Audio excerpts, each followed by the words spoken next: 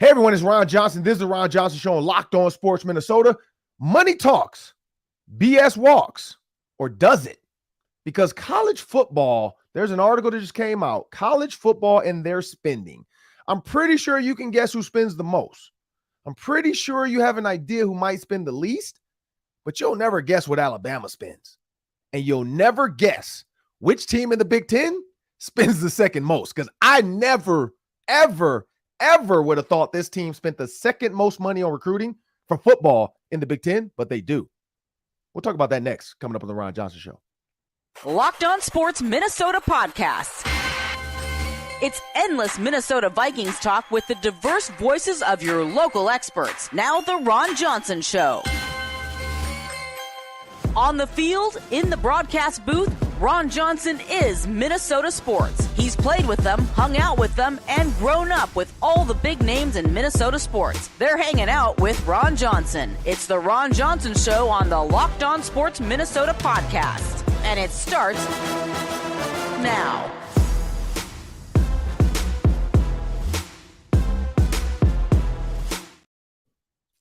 Hey everyone, it's Ron Johnson, and this is Ron Johnson. No, sorry. 3, 2. Hey everyone, this is Ron Johnson. This is a Ron Johnson Show on Locked On Sports Minnesota. Hey, have you ever thought about that you wanted to win a little bit extra more money? Have you ever watched a game and said, I just want to be a little bit more interested? Well, this episode is powered by FanDuel Sportsbook, the official sportsbook of Locked On Sports. This is an app. Just go to FanDuel.com/Locked On. That's one way to do it. Or you can just download the app and just search FanDuel Sportsbook on your app platform. And depending on your participating state, you'll be able to put a little bit of money down on the Suns, on the Nuggets, on the Warriors, on the Lakers. You choose. You can just pick the scores. Yesterday, I saw one of them was Joel Embiid, and I think it was Jason Tatum had to score a combined 58 points. Well, people, they did it. So whoever put money down on that, they won. So it's some fun stuff on FanDuel Sportsbook. Just go to FanDuel Sportsbook FanDuel.com/Locked On to get started today. It's going to make every moment more. Trust me, it's going to make every game more fun, and you're going to enjoy it. And I'm not talking about a lot of money. I'm talking $5. $5 is going to make that game a lot more fun to watch. But as we jump into today's show, we got a loaded show today. Tyler Nubin, Gophers starting safety. He's going to be a draft pick next year in the NFL. He returned to college because of COVID. He had another chance to come back if he wanted to, and he took it. His little brother, Jordan Nubin, running back, he's going to play this year for the Gophers at running back, and he's going to join the show. We have a little secret Jordan Nubin, I guess I would say cameo, where he gets to talk, him and little bro, big bro and little bro get to talk a little junk back and forth about if they got a chance to meet in the hole in the NFL, because they won't happen in college, who wins? And I love their answers, so you have to stay tuned for that. But like I said on today's show, as I bring Sam Ekstrom into the show, my producer, we got to talk about recruiting and money. And there's an article that came out, Sam, and everybody's talking about money. And you can guess, of course, Georgia. Georgia spends the most money on recruiting. We know that. Georgia is going to spend, and I asked you this already, and you know the answer, $4.5 million. $4.5 million. The next closest school is in the $2 million range. So Georgia's say, you know what, we're going to go buy us a championship. We're going to get on the planes. We're going to get on the trains. We're going to get on the taxi cabs. We're going to get all the services possible. We're going to get out on these roads. We're going to call. We're going to FaceTime, Zoom. We're going to spend some money. We're going to go to hotels, restaurants. We're going to bring in celebrities to meet these guys. They're doing what, I mean, I don't even know if it sounds like Taylor Swift must have come, because 4.5 million. I mean, you're spending $1.5 million more than every other school. Is TT coming? TS coming? Is Tay-Tay coming, as The Rock would say in Fast and Furious? Is Tay-Tay there? I don't know. Are you a Taylor Swift fan, Sam? I am. I'm not hardcore. Like, I'm not going to any of the concerts for $800. But I appreciate the music. So Taylor Swift wouldn't get you to go to Georgia if she showed up and had a personal concert for you? Probably not. But Clemson is right up there, 3.1 million. But again, right up there is $1.5 million less. But Clemson, $3 million. Their average over the last 6 years was $1.6 million. But we're going to jump into the Big Ten, because this is where I go. We'll break down. Stick around Friday, people, for the roundtable discussion, because we're really going to break down each of these conferences, who spends the most, who spends the least. But today's show, we want to spend some time on the University of Minnesota. We have Tyler Nubin on the show, Gophers. So we got to talk about it. We got to talk about the recruiting trail of PJ Fleck and this Gophers organization. I was a Gopher. I still love and support the Gophers. I still do a lot of work for the Gophers. But Sam, when you look at the Gophers, and their spending is actually pretty good. They spend $1.1 million on recruiting. The top, people would assume, and you know the answer, so I can't ask you, but who would you have assumed had the top recruiting for the Big Ten? I probably would have said Ohio State, but I would have had Michigan in the back of my mind, one of those two. And obviously it is Michigan. Correct. By a pretty long shot here, Ron. Yeah. $8 million, or sorry, $800,000 or $600,000 difference, which is big, because that same $600,000 is the gap between Michigan and number 2. We haven't even said who number 2 is yet. We'll get into that, because that's very surprising. But they are $600,000 ahead of number 2. That same $600,000 is less than what the last team in the Big Ten spends, which is Iowa. I knew there was a reason we hated Iowa, because they're cheap. Iowa's cheap. So clearly there's a reason to hate them. I hate you because you're so cheap. Like when everybody, because at football games, for all the Gopher fans, you know, it's who hates Iowa? And then the fans reply, we hate Iowa. Who hates Iowa? We hate Iowa. Who hates Iowa? We hate Iowa. And so when you think about that, like I'm going to Iowa this weekend. My daughter has a softball tournament. I'm going Gopher down. I'm going to wear so much Gopher stuff. These Iowa softball fans are going to hate me by the end of the weekend. I don't care. I really don't care. We're going to roll the boat. We're going to sky you. We're going to Minnesota, Minnesota. Yay, Gophers. I might even bring my oar so that when the girls score, they can do the oar off the field, like the Gopher softball team. Like we're going to be the obnoxious. Like I'm bringing a big giant speaker. I'm going to have the Gopher rouser playing on the speaker. Dun-dun-dun-dun, hats off to thee, to thy colors, true we shall ever be, firm and strong, united are we. Rah, rah, rah, for sky you my, rah, rah, rah, rah. Like they're going to hate us, Sam. They're going to hate our fan section, because we found out there's no other Minnesota teams going, which is great. So we're going to be the only team representing Minnesota down in Iowa this tournament this weekend. And it's going to be all like, I think Iowa, Nebraska, probably. I'm guessing, I don't even know who else would drive up. Chicago, Illinois, maybe. I don't know. I don't know who would come to Iowa, but there's no other Minnesota teams, which is great, because it sucks leaving town and then having to play a team you could have played down the street.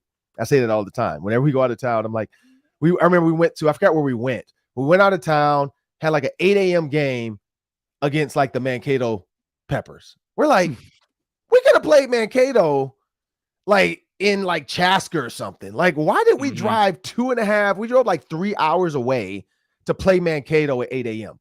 or 9 a.m. or something like that. I'm like, this is dumb. Like, we should have just said, y'all just drive up 40 minutes to Chan. Let's play real quick. Let's take a little break, and then we'll go play our noon game against, our next game was against a team from Wisconsin. But we were like, we should just play that team from Wisconsin. If we're going to do that, let's do that. Why are we playing the Mankato Peppers out of town? Like, come on. And so that's where I feel like with this Iowa deal, we're going to be the only team representing. But when I think about Iowa, they spend $577,000. So this is what I'll say. They're a really good football program. We can say we hate them, say whatever you want. They're a really good football program. So honestly, does money really matter? Now, the answer is yes, it does. We know that. But how much? Like, we're talking about quantity. The quantity, or is it the quality of the money you're spending? Is it the quantity of like, I'm just spend? Or is it the quality of the money you're spending on? Because this is a Mission Monday, people. It's a Mission Monday, and our mission is to follow the money. My mission this Monday, Sam, is to follow the money. It's a money mission Monday on the Ron Johnson Show. And following the money, Iowa spends the least. But they're still good. Number 2, and I'm gonna tell you guys, I still can't believe this. It's Rutgers. I can't even look at the screen. Rutgers. And I'm not hating on Rutgers. I'm not being disrespectful. I'm sorry. But Rutgers. Rutgers is the number 2 team for spending, Sam, in the Big Ten.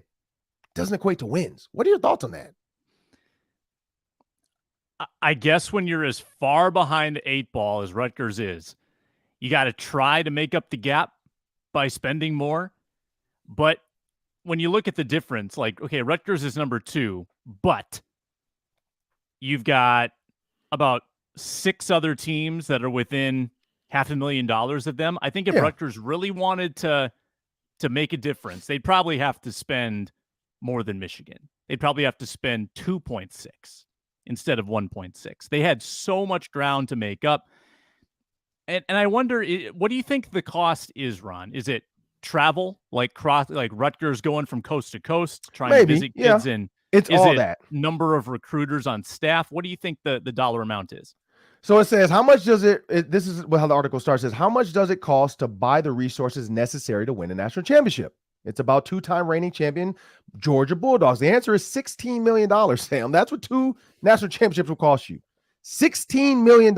They spent that much between 2017 and 2022 on recruiting expenses, which is more than $5 million more more than any other program in the country over that same time period. So between 2017 and 2022, Georgia spent $5 million. Now, what does that mean? The reason you go back that far is because the guys working now, like a Tyler Nubin, they were recruited back in 2017. So you have to start off with, where were these guys? Where were they? I love that. Where were they? Where were you when this happened? Where were they in 2017? And that's what it goes back. We were getting ready for a Minneapolis Miracle. I don't know about the rest of the world. But they did, and they only did the Power 5 teams. Now this is where it's going to get crazy, because I know somebody's going to do this. You do the Power 5, then jump into that HBCU. Jump into that division, or not division 2, but the FBS or FCS, right? FCS? FCS is the lower level. Yep, FCS, because FBS is the bowl series, CS is the championship series. So when you look at the FCS, even, people are going to start saying, like, man, there's a huge even spending discrepancy of resources. Now, it says the budgets can cover a wide variety of expenses during this process, including vast recruiting departments. So, like, how much you paying your department. So that's part of it. Salary is part of it, because you have recruit coordinators, you have GAs, you have people like you're paying just to recruit. Transportation. So you did bring that in. Flights in and out for players and coaches, all that. Visits. There's a lot in this. There's food, guaranteed accommodation. So whatever, that could be, I gotta spend whatever. I don't know what the Radisson charges for them to have a Radisson everywhere they go. Or I don't know. It could be there, and we have no hotel sponsor, so it could be the Radisson, could be the Courtyard Marriott. It could be whoever, but I'm guessing there's some type of deal schools have to be able to have this expense, whether it's whatever airline. I'm not going to even say an airline because they're not a sponsor, but whatever airline they're doing this. So all this goes into the spending. Georgia has a private jet. Now the Gophers do too. I don't know how much PJ uses it for recruiting, but Georgia does have a private jet. That's another thing. You have these donors that are willing to give some of this money too. But when you think about recruiting, Sam, and that's where I go with this, Rutgers in 2022 was 4-8, 5-8 in 2021, 3-6 in 2020, 2-10 in 2019, 1-11 in 2018, and then 4-8 in 2017. And 2017 doesn't count because the recruiting starts from 2017.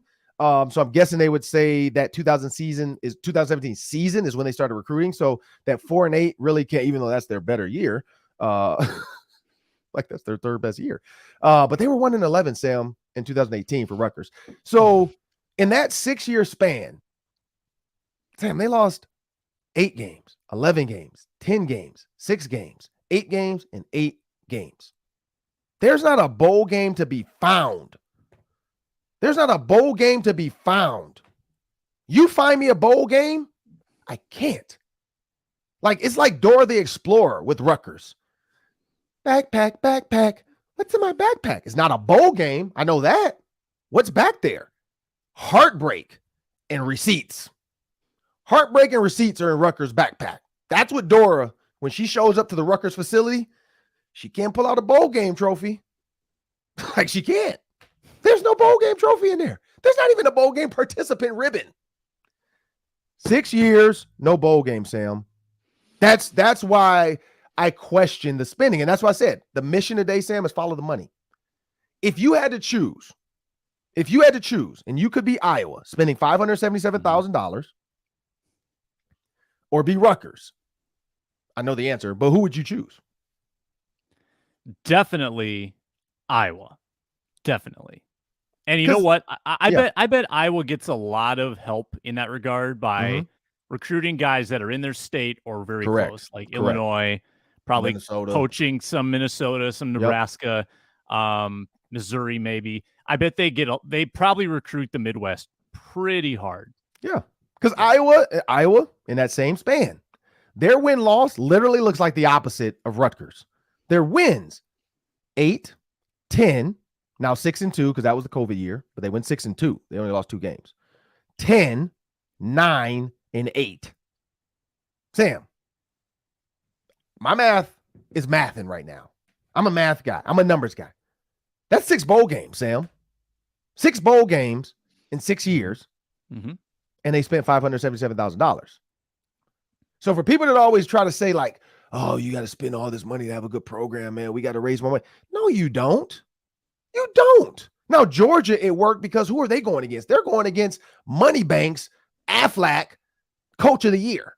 Like, you got to do that against Kirby Smart's not dumb. That's why his name is Kirby Smart. He's not Kirby dumb. It's Kirby Smart because he's smart. He's like, I got to go against Nick. I know I was there. I know what Nick does. I know what Nick does. His mission on his mission Monday was I got to beat Nick. I'm going after Nick. 4.5 million, 16 million in 6 years. That's going after Nick. But in the Big Ten, I don't think the money always matters. We always say money matters. It does, but Iowa is literally, we can say we hate Iowa all we want, but they're literally showing like you can spend $577,000 in the cornfields and get it done. Now, what we don't know is how they travel, because that's the difference. Travel, I'm guessing, is a huge expense. There could be a lot of driving in this for these coaches. They could do maybe a van, not the head coach, but for these assistants, they can make them drive, because that was the old school way. It was get in the car, drive hours upon hours, looking at your windshield, get to a kid's house, driving to the next kid's house, driving to the next kid's house. Maybe on Spirit Airlines. Maybe they're going on Spirit and they're like, look, we're going to get cheaper flights. We're not doing first class on Delta. You're not doing that. Like, get the cheapest flight out there, whether it's Sun Country, whether it's American Airlines. We're not just going to do the highest price. So Iowa might have a better plan around that. Also, leaving Iowa, it's not easy to get certain flights. Like Minneapolis, you got every airline here possible. Iowa has to come to us to get some of these airlines, to get to some of these locations. So, and Michigan, same thing. They have a hub. They have a Delta hub. So clearly they're probably utilizing that to get to where they got to go. But again, it's very interesting when you look at this money, because again, this is my argument now. Every time people try to bring this up and argue about, oh man, NILs and Minnesota, NIL was probably part of it. Georgia, because what's not in this dollar is NIL. And we know Alabama's NIL is up there. We know Georgia's NIL is up there. We know LSU's is up there. We know Oregon is up there. But when you look at conference by conference, you could say the top of the echelons, the top of the tops, they're spending the most money and they're winning. Oregon, Clemson in the ACC, Michigan in the Big Ten, Oklahoma in the Big 12. Like I said, Oregon in the Pac-12 and Georgia in the SEC. Now, another surprising one for me is that Alabama is 4th. I would have thought Alabama was 2, but I do remember people talking about Texas A&M because that's when Nick Saban was pissed off that Texas A&M had the top recruiting class. It worked. He had the top recruiting class. But did they win? No. So it doesn't matter. It doesn't. Coaching matters. PJ Fleck is going to matter. So I'm tired of people saying that's the way. Iowa, like I said, 6 bowl games, $577,000. That seems more financially responsible to me. Hate them all you want, but they're financially responsible. I don't know. We got Tyler Nubin joining us in the Hanging Around Johnson segment. I'm excited to sit down with this kid because he's going to be a draft pick. He's going to be a potential draft pick. And we're going to dive into this because this money thing is not over. This Mission Monday is over for us following the money, but the money's not over. We're going to drag this in the front. It's going to be a Mission Monday on a Friday because I want the guys, I want whoever's on with us on Fridays roundtable to dig into this money a little bit more and give their thoughts on it. Because again, we have a thought process that we need to throw it away. It's not always about the money and having the most money that's going to win. But I said, we got Tyler Nubin joining us on Hanging Around Johnson segment. Remember, people, you can download the Locked On Sports Minnesota app on Amazon Fire and Roku. You get all of our shows, all of our videos. You can see the Vikings players that we've had shows with right there on your TV screen. And we have a word from our sponsors. We are presented by FanDuel Sportsbook. It's the official sportsbook partner of Locked On. Make a fast break to FanDuel during the NBA playoffs. New customers get a no-sweat first bet up to $1,000 back in bonus bets if your first bet doesn't win. They've got awesome promotions at FanDuel all the time. They've also got, for new customers, a Bet 5, Get 150 promotion going on. Bet 5, get $150 in bonus bets right now, and you can get that on the FanDuel Sportsbook app, which is safe, secure, and easy to use, and they pay you your winnings instantly when you cash those bets. No better place to bet the playoff action than America's #1 sportsbook. Hey, that no-sweat first bet, don't forget about it, up to $1,000 back in bonus bets if your first bet doesn't win. FanDuel.com/locked-on to get started. FanDuel.com/locked-on to get started. FanDuel, official sports betting partner of the NBA. 3-2.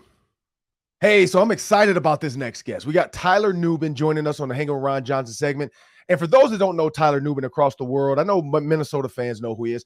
He, in my opinion, is the best safety in college football right now. When you look at everybody coming back for the 2023 football season, 2024 draft class, I put Tyler Nubin up there as the top safety in the class. And I said that last year during the season, but Tyler Nubin, when you see him on the field, he reminds you of what an old school football player is. He's a kid that's smart, goes to class, and he did something that a lot of kids don't do. He had a chance to enter the NFL draft, and he decided to return to the University of Minnesota to get one more season. And one, his brother's going to be playing a little bit at running back this year, so I know that's going to be fun for Mama Nubin. She's going to enjoy that, seeing baby and big bro on the field at the same time. But Tyler Nubin is doing something unprecedented in today's world where it's money first, and then everything else follows. Tyler Nubin is going back with his family. That's FAMILY. That's Forget About Me, I Love You. That's the Gophers moniker that PJ Fleck has implanted when he first got here. And Tyler Nubin, man, thanks for joining me on the Ron Johnson Show. Yes, sir, man. Thanks for having me. So let's jump out there quick, man. I want to talk about that. You decided to come back. You could have been a second-round draft pick in the NFL when you see your counterpart go in the fourth round to the Saints. So clearly, nothing against Jordan Howden. I think you both were good, but I think people would have said you were the better safety of the two. So you would have easily been a second, third round pick in this year's NFL draft, went on to some team and been making money now, but you decided to return to college football. One, now you're the best safety in college football right now. A lot of people are saying that. But two, you said there was some unfinished business. What went into that decision? Yeah, I just wasn't ready to leave yet, man. Just looking at the schedule we had, looking at the team that we're going to have next year, man, I got an opportunity to come back because of COVID. So, I just thought I would be kicking myself, down the road if I didn't take the opportunity and, make the most of it. So, I left a lot of meat on the bone last year too. So I feel like I got a lot more to prove. Yeah. And talking about a lot more to prove, we know it's not your personal self because you've done everything you could do to put yourself in the position you're in to be able to make money in the NFL. But I feel like there's, like you said, there's meat left on the bone. This is a team type of comment you're making right now. What is it about this team, this culture, and PJ Fleck that just say, you know what, I do want to come back? Like what went into that whole thought process around the culture and the team and just, doing it one more time? Right, man. I think we got, one of the best coaches in the country, man. And, we're super connected. We're a family first program, man. It's been so many times, so many years that, we've been so close. We've been right there. So I just want to give him one more shot, man. One more shot at, our main goal of, bringing the championship back to Minneapolis. So that just I couldn't pass up on that, man. Yeah, we talked about this on the PJ Fleck show. You talk about family. Mm-hmm. You got blood on this team. Your little brother, but he's on the offensive side of the ball. Yeah. And I know we joked around about this before, but there was an instance, I think during spring, and I talked to PJ about this, where your brother actually kind of, and it wasn't for real. This is football, people. It's always going to be some pushing around, some bumping, some team grabbing and moving people out the way. They're grown men. And your brother got into it. And I saw you kind of run over to the defensive side when the fight broke out and not for your brother. What is that like? Because when you guys are going to battle and you got to meet little bro in the hole or there's a little squabble on the field, you're siding with your boys. What goes down into that thought? Honestly, it's just when I'm in between those lines, man, all bets are off. I mean, it don't matter who you are. You could be blood, you could be my pops. It doesn't matter. It does not matter, bro. So, it's a different type of mode when I get in between those lines, man. So sometimes I don't really notice it. It could be on accident. So I gotta go over there and tap little bro after practice, be like, hey, love you. I didn't mean none of that. But yeah, that's just what happens, bro. And fast forward 4 years from now, you're in the NFL. Little bro has a chance to enter the NFL because in college, you guys won't ever really get to hit each other. It's not going to happen. Right. Practice is it's competing, but you guys are out there to compete to get better. But when you have a chance to actually meet him in the hole one-on-one, what happens? Because your brother's shifty, man. Like I watched him this spring, and your brother can move. What happens in space? You and little bro out there 10 yards down the field. You got to make the tackle. He's got to make you miss. Who's winning that? He knows what happens. That's not a question. It's not a question. No question. Yeah, I don't think he would say that though. I don't think he would say that. I think he knows. I think he knows, man. We might have to get him on here. He upstairs, so I don't know. We might have to ask him that question, but he knows. He knows what's going to happen. But when you think about this season, like you said, the schedule, the way the schedule's laid out, you're playing some teams you haven't played. There's a lot going around with who can possibly win the West. Then the next year you got USC and UCLA. So this is probably the last year the conference is going to look this way. You got a Wisconsin with Luke Fickell. You got an Iowa who has continued to be a solid program. When Tyler Nubin steps on the field this season, what's the one mark you want to leave on this season? Honestly, I just want to give everything I got and not leave anything out there. I feel like I left a lot of plays out there on the field last year, and I want to make up for that this season. I don't want to leave nothing out there on that field. Man, I thought Tyler was about to drop some news because like that was the sounder that there's about to be a breaking story. So that was very cinematic. I like that. That was very cinematic. I thought Tyler was about to break it down. Like, man, you know what? I'm winning. I'm winning the Jim Thorpe Award this year. That's what I thought, But when you look at the Jim Thorpe Award, it has been won in the University of Minnesota before by a safety in Tyrone Carter, who was drafted to the Minnesota Vikings. So that's not something that's unheard of. Myself, Eric Decker, we were up for the Bolitnikoff. We've had some Outland Trophy winners in Greg Essinger, Ben Hamilton. So national trophies are something that Minnesota is not it's not unheard of to do. So when you think about putting your name on this national name stage now, again, entering as one of the top safeties in college football, how hard is it sometimes to drown that noise out and say, you know what, I'm gonna let the trophies fall where they fall. I got to play this season. Yeah, I mean that's every season, with a lot of guys. But those trophies you can't win them without playing good football. So you can't focus on I got to do this to get this. I got to do this. Just got to focus on every single week being the best you can be, man. That's all we do. And that's how the trophies take care of themselves. Just making plays every single week, doing your job, and that's what I'm gonna focus on. And you got a chance to see Terrell Smith. He went to the NFL, the Chicago Bears. So again, another guy you've played with in that defensive backfield. You guys could have had 3 NFL draft picks and 1 defensive backfield this year, which is goes back to like the University of Miami days with Mike Rump, Philip Buchanan, and Ed Reed. And then Sean Taylor eventually came after them. That's not a normal thing to have 3 DBs possibly make the drafted, not make it, but drafted to the NFL. How fun was it to see Terrell Smith get his name called? Man, it was awesome, man. I was just saying this in the interview. Last couple weeks ago, they were asking me about Jay Howard, T-Time, man. I still look up to those guys, man. Those are my big brothers, man. So seeing those guys get drafted meant the world to me, bro. It was awesome, and I wish those guys the best, man. I can't wait to see them on the field. And when Tyler Nubin, again, when people ask Tyler Nubin, because I know this question comes up a lot. I know PJ says failure is growth and so on and so forth. I know basketball players like, what's his name? Greek Freak. He was asked, hey, you guys were the 1 seed and lost to the Heat. Would you consider this a failure? And he brought the Michael Jordan thing up as far as he only made the playoffs 6 times, so with those other 9 times failure. No, he's like, nope, that's leading up to something. For this season for you, what is because I know failure is not an option. It's an opportunity to grow and get better. But for this season, you to feel like a success, what does Tyler Nubin see on his vision board for this season to become a success for the Gophers?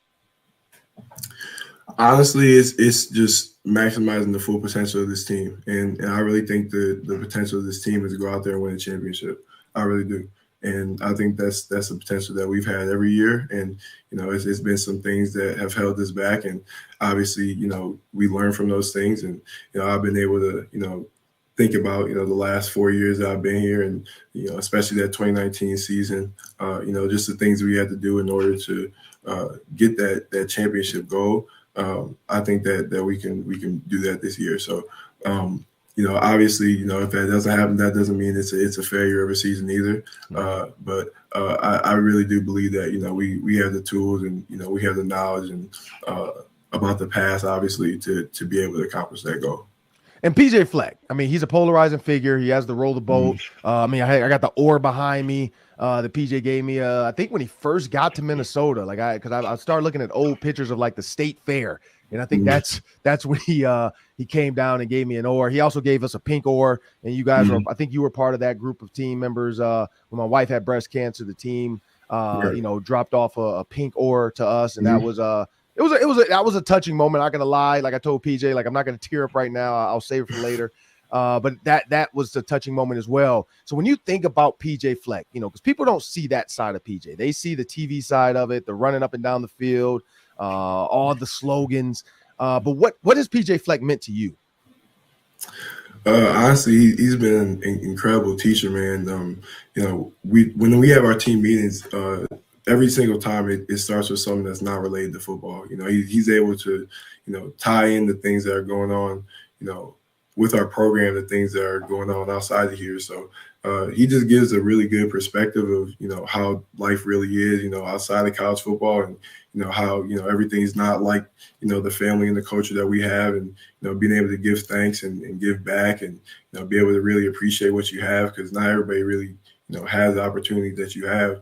I really think I can't thank him enough for that, honestly, because, a lot of guys would just, chalk up the X's and O's and, just be able to just do that and sit in the background. But, he doesn't do that. That's not him. And that's never been him, and that's never going to be him. So, I appreciate him for that. Yeah, and it is Ron Johnson on Locked On Sports Minnesota. This is the Ron Johnson Show. That's Tyler Nubin, safety at the University of Minnesota. Tyler, a couple more. When you see people, because you see social media, you're on it. I see you got the videos, you got the swag, you and your lady, right. You do the handshake stuff. Yeah. First question, fun one.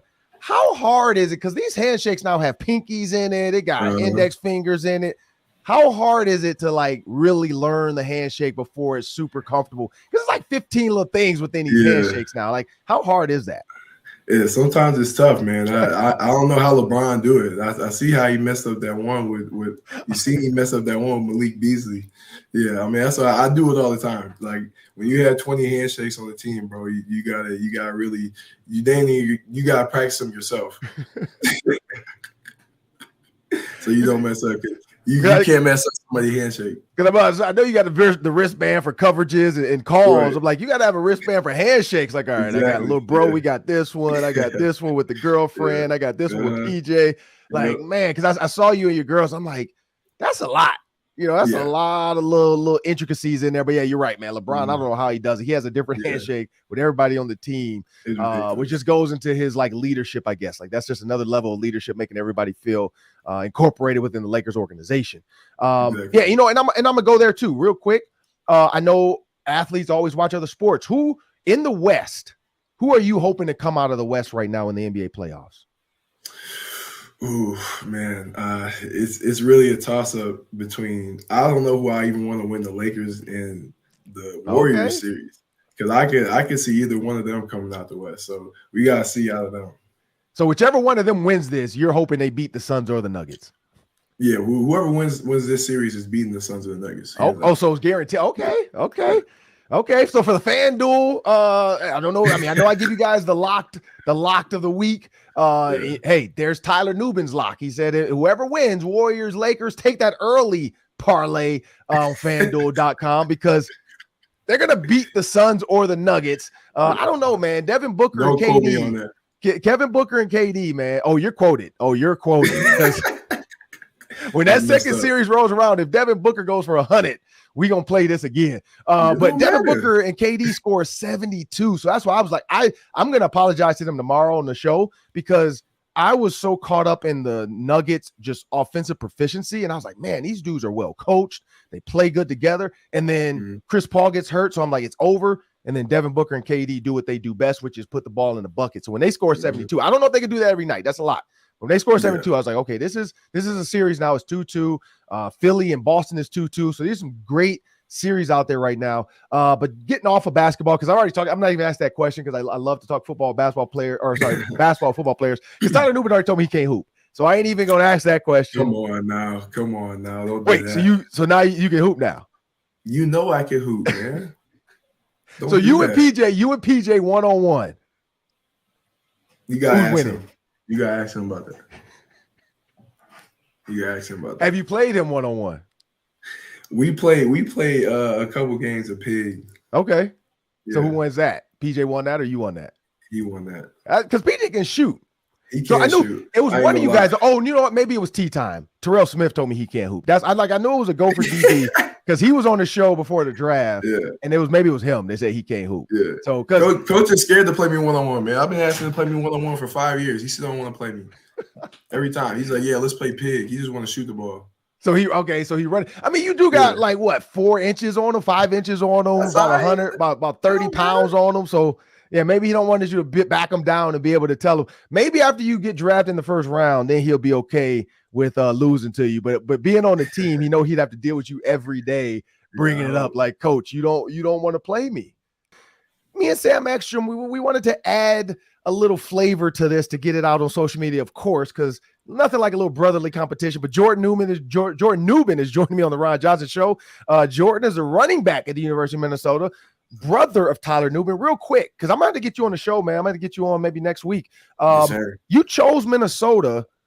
Is it because of your brother, or did you just like Minnesota? Like, what was the reason behind that? I think it was a little bit a part of my decision to come here, but I like the program, like the culture a lot, and that was a lot about a big part of my deciding factors too.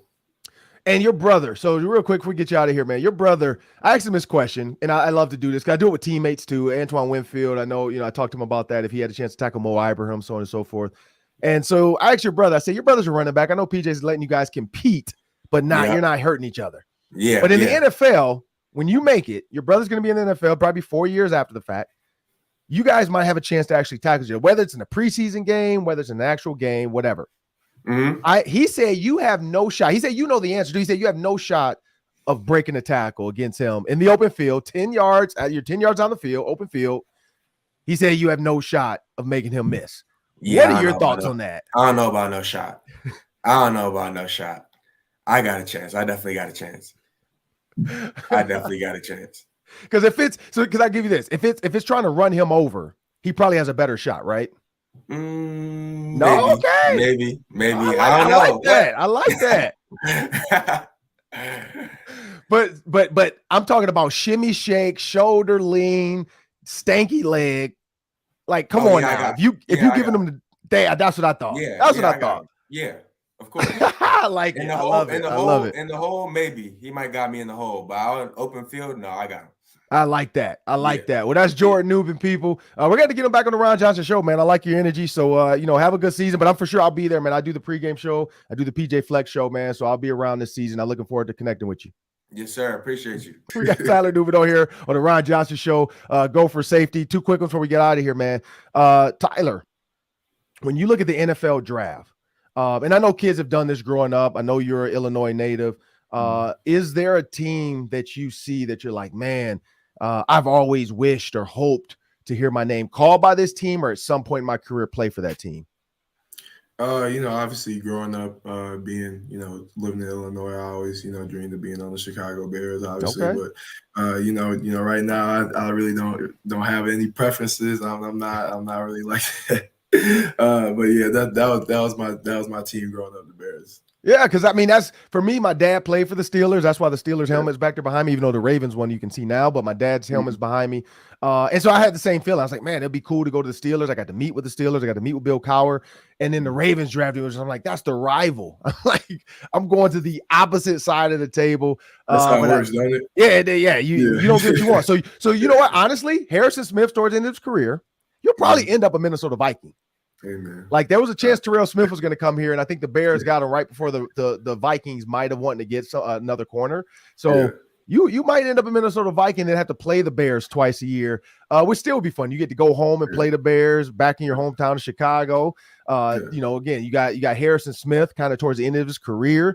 It could be the Terrell or the Tyler Nubin alongside a Cam Bynum show. Like that would be a cool duo at safety for the Minnesota Vikings. But last one, man, when you talk about, you know, faith and having confidence in yourself, because I see the people post like, oh, that's him. He's Himothy. All this, like, where's that faith coming from that you truly just believe, you know, whether it's God, whatever it might be, that you really are just trusting yourself to get done what you have to get done?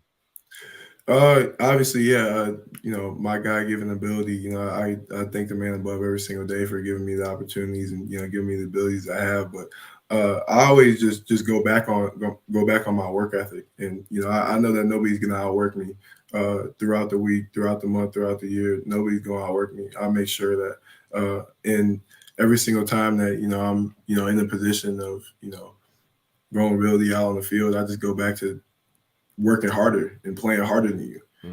So I think that's what really gives me confidence that nobody's going to go harder than me on that field, whether that's, you know, in a workout, whether that's in practice, or, you know, whether that's in a game. Nobody's going to play harder than me. So that's where I get my confidence from. And last one before we get out of here, when you look at the NFL, I know you watched the game. I've seen you guys at the Vikings games and other games. Terrell Smith did tell me, I think you guys left the Colts game, so you guys missed the best game in NFL history. So we already know you guys left that game. But when you watch the NFL game and you look at other safeties, because for people that don't know, Tyler Nubin is built like Thor. Like he's built like he should be an Avenger. So he's a well-built kid. Definitely eats well, in the weight room type of kid, gonna hit you. He's an old school safety, can intercept the ball, like has really good ball skills. I'm talking about too high safety. You're trying to run a post corner. Good luck. Tyler Nubin can't come across that field. You're running a dig. You think it's too high. It's cover 4. Tyler Nubin's gonna bite and take that away from your tight end. That's what Tyler Nubin brings to the field. But when you watch safeties, because for me, it was Keyshawn Johnson. I loved everything about Keyshawn Johnson when I was coming out of high school and in college. And then when I got to the NFL, that was the main reason in college I wore number 3 was because of Keyshawn. When you look at NFL safeties or past, present, future, whatever, who is a safety that you kind of watch right now to say, this is what I want to mirror my game after? Yeah, I always watch Sean Taylor just because just because of how he played. You know, he always played fast. He always played hard. But one of the main guys I watched was Ed Reed. And one of the guys I've been studying the past couple of years, just his level of preparation to the game and, you know, being able to play mind games with the quarterback. You know, that's what I really love. And that's what I really, you know, bring a part of my game is just that preparation and, you know, knowing what play is going to come before it comes so you can make plays. Man, those are two, like I played with both of them. Those are two awesome like ideas. And I'll say you're dead on. Ed Reed watched so much film. He had to make sure he knew it was like chess. He had to know if he moves a piece here, this is what the quarterback's going to do. So then when he moves this piece here, the quarterback might do this. And then in the end, checkmate, because he's going to make sure that you are wrong because he's going to get in that right position and make you think it's something else. So, you know, good luck this season, man. You know, I'm going to be at every game. I'm covering every game on the Gophers pregame show. I'll be there every week doing the PJ Flex show, of course. And we got some stuff in the works, man. So I definitely threw your name in the hat for this because, you know, I told him, I'm like, man, there's some great personalities on this Gophers team. So there's something we're trying to get in the works for like a TV, social media type of content. So I want people to stay tuned for that because I think Tyler Nubin, Ethan Calig-Manis was a name that was thrown out there as well. But Tyler Nubin is definitely a guy I think that would enjoy. I'll just say this, breaking down film on TV. I think Tyler Nubin has that in him. So yeah, Tyler, I want to thank you for joining me on the Ron Johnson Show, man. Coming up next, people, though, me and Sam, we're going to do a little quick version of Daily 3. I guess it's going to be like a post-interview breakdown. Myself, Sam Ekstrom, but stick around for that. and we'll be back right after the word from our sponsors. Man, it was great having Tyler Nubin on the show. His brother, Jordan Nubin, that was a great cameo. Really enjoyed that one as well. But for the SiriusXM radio users and the SiriusXM app users, the Locked On Podcast Network is excited to partner with SiriusXM. Find the Ron Johnson Show on the SiriusXM app. You can just go to the app. So here's the thing. SiriusXM has an app. Just go into your app store, whichever you use. Search SiriusXM. Download the app. Now, if you do not have the radio subscription, you can get an app subscription and it'll walk you through it. If you do have the car subscription, the app is free for you. Just go get your login. It's on channel 0. That's your login. You put that in there and then you have to create an account. You'll now have the app and it'll be right there on your phone. It's very simple. You just search Locked On Sports Minnesota and then you hit the star. That's now going to put our channel right there in your app as one of your faves.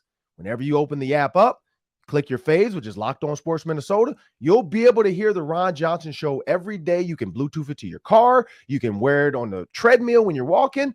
But XM Radio is cheap as $3.99 a month. $3.99 a month. Come on now. That's cheaper than every subscription out there. But for $3.99 a month, you just have to call into them and check it out if you want to get it to your car. If your car doesn't have the setup for XM Radio, you can just have the app and then you can Bluetooth it to your car. But Locked On Sports Podcast Network is excited to partner with SiriusXM Radio, and we're going to be with you along the way because football season is going to get real good.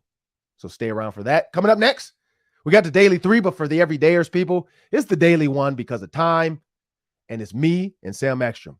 So that's coming up next. So want to jump right into it there, Ron? Yep. Okay. Here we go. And that's, so I said coming up next. Here we go. 3, 2. And that's one question, but we have 3 minutes to do it. Take it away, Sam. It is rookie camp week for the Minnesota Vikings. The rookies are coming to Eagan at TCO. They'll be on the field, 15 UDFAs, 6 draft picks, and probably some tryout guys as well. Jordan Addison's going to be there wearing the number 3. So, Ron, the Daily 1 question, what does Jordan Addison have to do to pass KJ Osborne and be the wide receiver 2 on this team? Well, I know when Jordan Addison came to Minneapolis and he came to, I don't know if he signed his contract that day, but he came to meet, do the interviews, do the presser. We did a little show and I met him at TCO. And first of all, I told him I love the number because that was my college number 3. So we have something there. And I'm looking at him I'm hoping somebody for the Vikings ends up getting me a Jordan Addison jersey because I'm not going to wear it. I'm going to frame it. But the 3, I got to have the 3. I told Cam Dancer that just didn't work out. But I think Jordan Addison, in order for him to surpass KJ Osborne, honestly, 100% honest, he has to do some Superman, Spider-Man type stuff. I just don't think a non-padded week, even a training camp, is going to surpass KJ Osborne because KJ Osborne has earned the right to be wide receiver 2.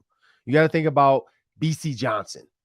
BC Johnson, in our minds, didn't do a ton to be wide receiver 2. Now, this is a totally different coaching staff. So, again, I don't know how Kevin O'Connell views it, but Justin Jefferson started off as wide receiver 3. We know after that Colts game, had a horrible game for that crew against the Colts early on and BC Johnson for sure. And so then Justin Jefferson was implanted as a wide receiver 2 and never looked back. I think for Jordan Addison to get 2, it's going to come down to the season. I think training camp, he's going to have a really good preseason and training camp to even be considered to start week 1. And then, grasping the offense. But it's about how much he can consume and how much offense he can take in. If they see this guy spoon feeding and he's like, man, no, forget that. Give me more, give me more, give me more. And it's not like, all right, slow down. What's this? Where do you line up? How deep is this route? What do you do in this concept? If it's cover 2, what does this route convert to? If it's a lot of hand holding, I don't think they're going to do that because they want to put the best product on the field as well. And they don't want their rookie to get overwhelmed where he ends up being hurt before he's able to thrive. And I think you want to make sure that doesn't happen. And when I say hurt, I mean mentally hurt, emotionally hurt, where it's just not going his way. Stephon Diggs talked about that when he wasn't originally put in as he was wide receiver 7 his rookie year. And so for him, it was the hunger that got him better. And I think that's what you want to do. You want to keep these young rookies hungry. You don't want him coming in and saying, oh, I'm just the starter. I'm the guy. I'm next to Justin Jefferson. No, it's KJ Osborne and Justin, and Jordan Addison will be wide receiver 3 for a while. Again, unless he does some Spider-Man type stuff where this dude is like catching balls with webs and he's jumping over players and stuff, I don't think the coaches should get there. I think that KJ Osborne's done enough to be wide receiver 2. I don't know. What are your thoughts? Yeah, well, Ron, back in the old days, they had 6 preseason games, and you would sort these things out in the preseason, right? Oh, All yeah. your best players would play, and then you would say, well, this guy did better, so he's going to be the starter. I don't think they're going to play Jordan Addison in the preseason. I mean, I'm not – maybe they do a little bit, but I think they value him so much that they're not going to risk his injury. So I don't think he plays in the preseason. I don't think Osborne plays in the preseason. So it's not going to happen by week 1. I think Osborne will have the job in week 1. And maybe you disagree with that. No, I think it should be a parlay on a lockedon.com/FanDuel, FanDuel.com/lockedon parlay. Which rookies don't play? Like, put your bets in. And yeah, I don't know. That'd be interesting. If Jordan Addison, I can't remember last time a rookie hasn't played in preseason. So that would be a very intriguing thing to see. That's a good one, though. Something to keep our eyes on. And I'm trying to remember what they did with Scene. I think they did play Scene because they knew he wasn't going to be a starter. Correct. Addison is going to, even if he's not wide receiver 2, he's going to play a ton. I think what it would take for him to pass Osborne, though, it would take some measure of struggles, obviously, on Osborne's part. Maybe the team's losing games. They're trying to shake something up at like week 6 or coming out of the bye. That could be a shift, but it's not going to be like a major overhaul because, again, 3 wide receivers are going to be on the field a lot, Ron. So we're going to see plenty of them on the field together. True. And I think that's the thing. We talked about Josh Oliver coming in. We talked about re-signing CJ Ham. You only get about 65 to 75 plays a game, unless you're killing it and you get 80. So it'd be interesting to see how these personnels, 12, 11, jumbo, elephant, how they are used, and how much 11 personnel is used. And because, he said he wanted to get back to 12. Well, you drafted a receiver. Can you truly get back to 12 with a guy like Jordan Addison, Justin and KJ Osborne? Because now you're running on low. And so maybe it's a no-huddle offense. That's how you get more plays out there for more guys. But, man, it was a great show today. Jordan Nubin and Tyler Nubin joined us on the Ron Johnson Show, the Hanging with Ron Johnson segment. Loved every bit of it. I'm Ron Johnson. That's Sam Ekstrom. Remember, people, if you want endless Vikings talk, make sure you subscribe to the Locked On Sports Minnesota YouTube channel. Just go to YouTube. You just have to have an email address. Just hit subscribe. Create you have one. If you don't have one, go get an email address on Gmail or whatever, Hotmail, Yahoo. Get it. Use your work email, but then go to YouTube, put your email address in, create an account, and then just subscribe to the Locked On Minnesota YouTube, because every time our videos are uploaded, every time something good happens, you're going to be able to see the video right there as it launches. But I'm Ron Johnson. That was Sam Ekstrom. We want to thank you guys and have a great Monday.